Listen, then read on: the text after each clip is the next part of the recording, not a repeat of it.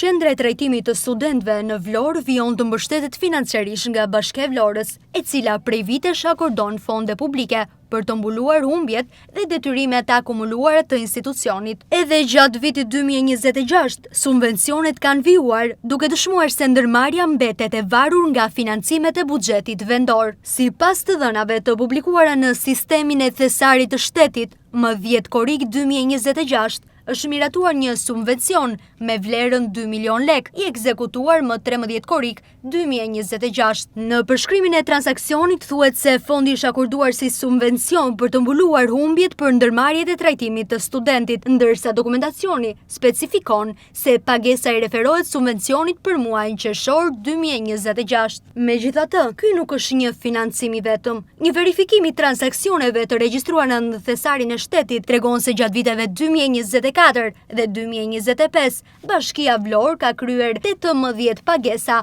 në favor të qendrës së trajtimit të studentëve me një vlerë totale prej 35.5 milion lekësh të reja ose 355 milion lek të vjetra. Konkretisht, gjatë vitit 2024 janë transferuar 17.5 milion lek, ndërsa në vitin 2025 janë akorduar edhe 18 milion lek të tjera. Në shumicën e transaksioneve përshkrimi është i njëjtë, subvencion për mbulimin e humbjeve të ndërmarrjes së trajtimit të studentëve, çka tregon se financimi është kthyer në një praktikë të vazhdueshme. Sipas burimeve, një pjesë e konsiderueshme e këtyre fondeve është përdorur për shlyerjen e detyrimeve të prapambetura, përfshirë kontributet e papaguara të sigurimeve shoqërore, si dhe detyrimet të tjera financiare të krijuara ndër vite. Kjo do të thotë se Bashkia e Vlorës vijon të përdor fondet e buxhetit vendor për të mbuluar borxhet e ndërmarrjes, në vend që institucioni të arritë të vetëfinancojë aktivitetin dhe të përballojë vetë detyrimet e tij. Transaksionet e përsëritura ngren pikpyetje mbi gjendjen reale financiare të qendrës së trajtimit të studentëve dhe efektivitetin e administratimit të saj. Pavarësisht 10 milion lekëve të akorduara nga Bashkia gjatë 2 viteve të fundit, subvencionet vazhdojnë të jepen edhe në vitin 2026, duke lënë të paqartë nëse borxhet janë reduktuar, sa është vlera e tyre aktuale